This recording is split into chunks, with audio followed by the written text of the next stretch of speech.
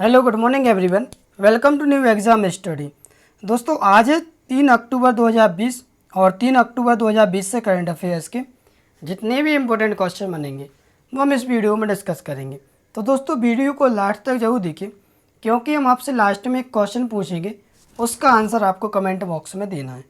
तो चलते हैं, शुरुआत करते हैं आज के करंट अफेयर्स पर चलते हैं।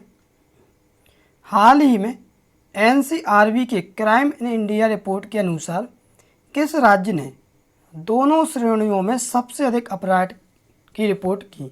तो ये किस राज्य ने की? एक ही है, उत्तर प्रदेश ने। वार्षिक राष्ट्रीय अपराध रिकॉर्ड ब्यूरो यानी इसका जो फुल फॉर्म है, इसका फुल फॉर्म है वार्षिक राष्ट्रीय अपराध रिकॉर्ड ब्यूरो। इसके क्राइम इन इंडिया 2019 के अनुसार, जो 2019 की रिपोर्ट है, इसके अनुसार 2018 से 2019 तक महिलाओं के खिलाफ अपराधों में 7.3 यानी 7.3% की वृद्धि हुई है और अनुसूचित जनजाति के खिलाफ अपराधों में भी इसी अवधि में 7.3% की वृद्धि हुई है। निरपेक्ष संख्या के संदर्भ में उत्तर प्रदेश ने इन दोनों श्रेणियों में सबसे अधिक मामले दर्ज किए। असम में महिलाओं के विरुद्ध अपराधों की उच्चतम दर प्रति लाख जनसंख्या में बताई गई है।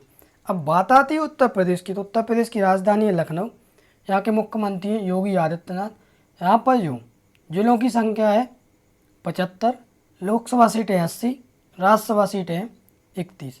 तो क्वेश्चन नंबर 1 से इतनी जानकारी मिलती है। चलते हैं अगले क्वेश्चन पर।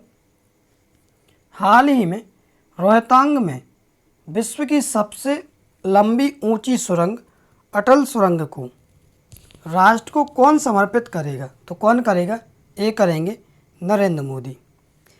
प्रधानमंत्री नरेंद्र मोदी रोहतांग में विश्व की सबसे लंबी ऊंची सुरंग अटल सुरंग को राष्ट्र को समर्पित करेंगे और इसकी जो ऊंचाई है कितनी है?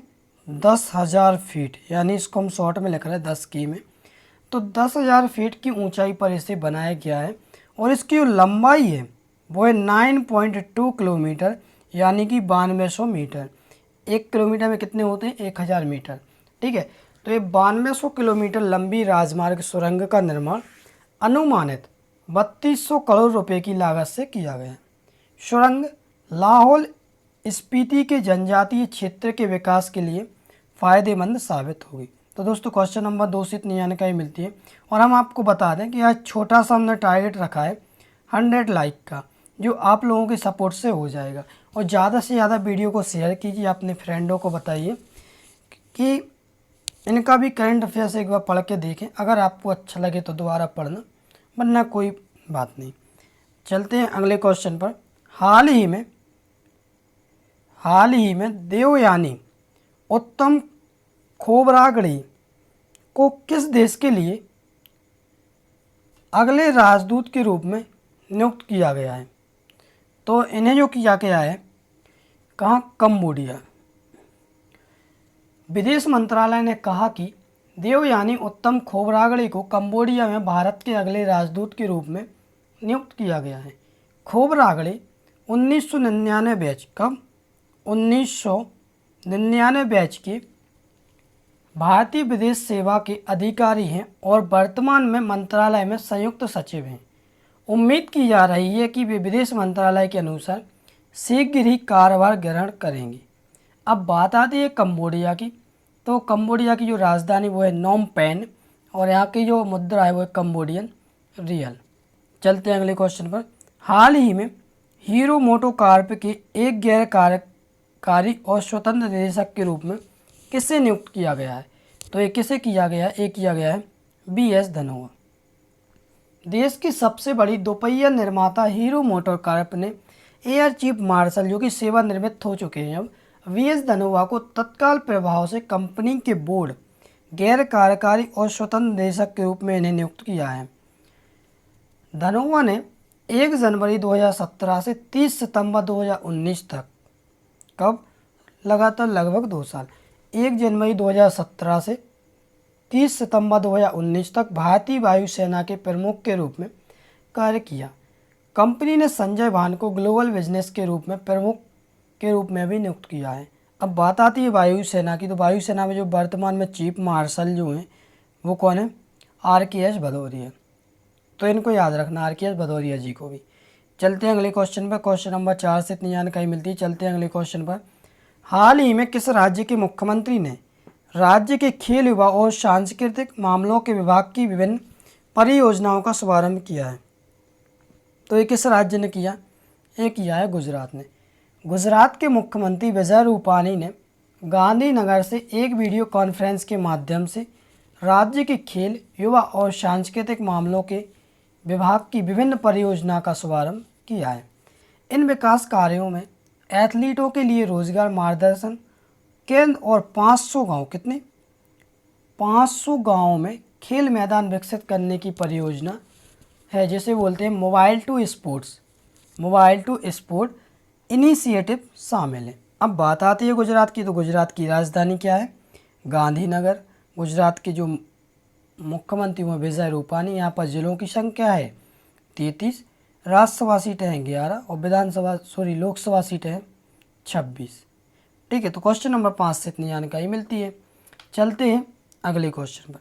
हाल ही में कौन सा बैंक एक संरक्षित वित्तीय संदेश प्रणाली पर डॉक्यूमेंट एम्बेडिंग सुविधा को सक्षम करने वाला पहला ऋणदाता बैंक बन गया है? तो ये कौन सा बैंक बना? ये बना है IDBI। IDBI बैंक भारतीय वित्तीय प्रौद्योगिकी और संबद्ध सेवाओं द्वारा प्रबंधित एक संरचित वित्तीय संदेश प्रणाली पर डॉक्यूमेंट एम्बेडिंग सुविधा को सक्षम करने वाला पहला ऋणदाता बैंक बन गया है। कौन सा? IDBI।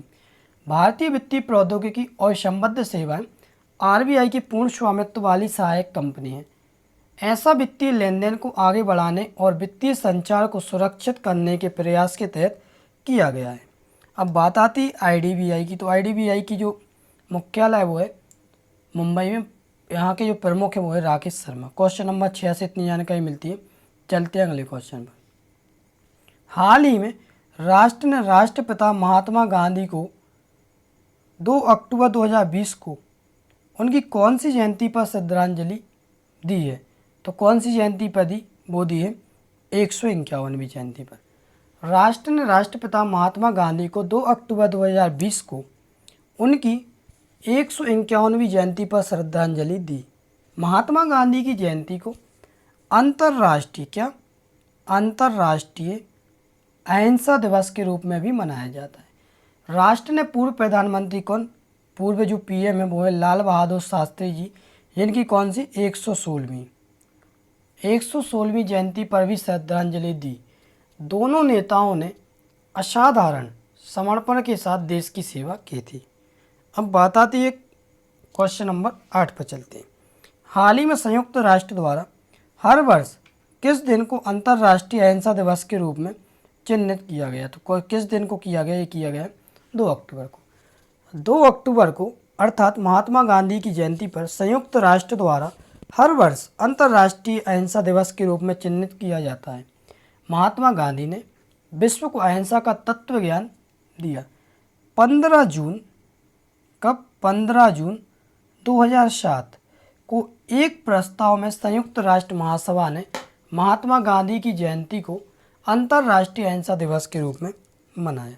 तो दोस्तों क्वेश्चन नंबर 8 से इतनी जानकारी मिलती है। चलते हैं अगले क्वेश्चन पर।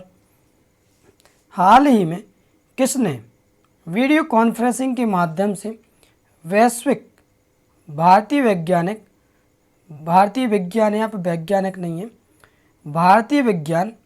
वैभव शिखर सम्मेलन का उद्घाटन किया?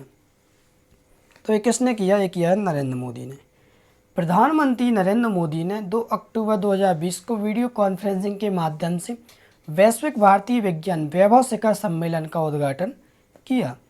वैभव शिखर सम्मेलन विदेशी और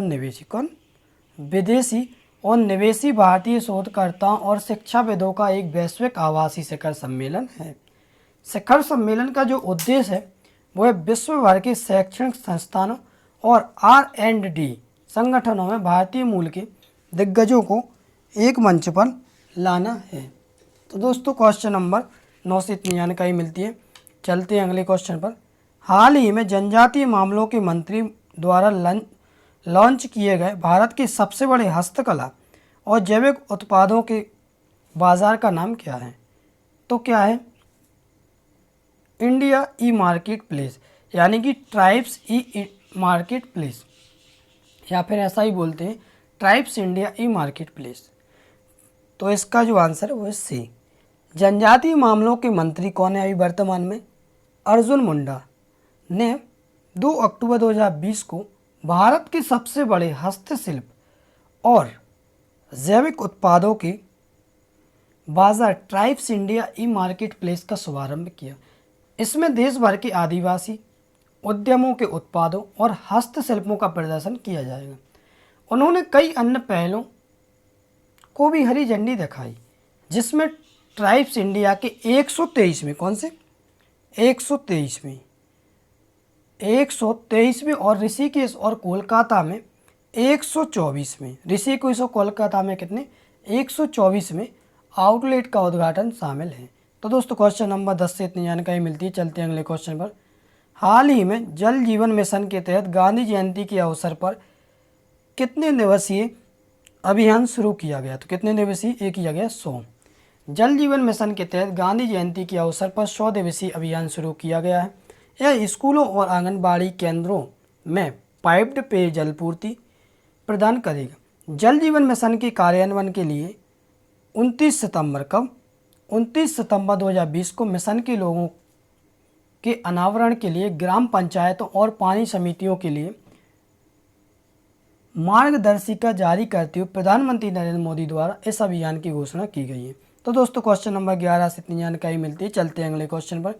हाल ही में किस राज्य में कोरोना संक्रमण के प्रसार को नियंत्रित करने के लिए गहन सामुदायिक सर्वेक्षण अभियान चलाया जा रहा है? तो किस राज्य में चलाया जा रहा है? ये चलाया जा रहा है छत्तीसगढ़ में।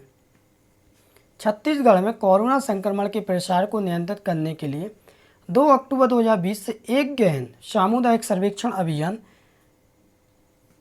चलाया जा रहा है।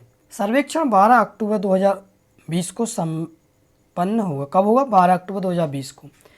डोर टू डोर के तहत राज्य के ग्रामीण और शहरी इलाकों में कोविड-19 के रोग सूचक रोगियों की पहचान की जाएगी।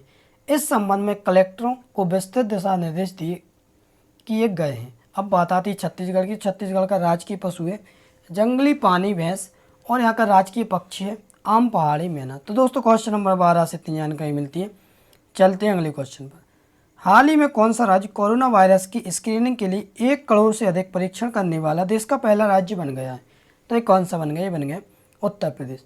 उत्तर प्रदेश ने कोरोना वायरस की स्क्रीनिंग करने के लिए 1 करोड़ से अधिक परीक्षण करने वाला देश का पहला राज्य बनकर कोविड-19 नमूनों के परीक्षण में एक मुकाम हासिल किया है। सरकार ने पिछले कितने 45 दिनों में पिछले जो 45 दिनों में प्रतिदिन 1.5 लाख परीक्षण किए। प्रतिदिन 1.5 लाख परीक्षण किए हैं।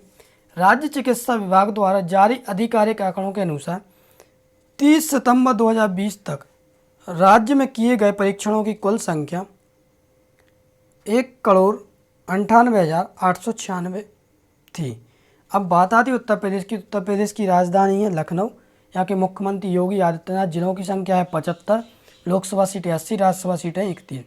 अगले क्वेश्चन पर चलते हैं। हाल ही में 10 अक्टूबर 2020 को किसे सत्तावादी हिंदू राष्ट्रवाद के उदय पर रिपोर्टिंग के लिए सम्मानित किया जाएगा? तो किसे किया जाएगा?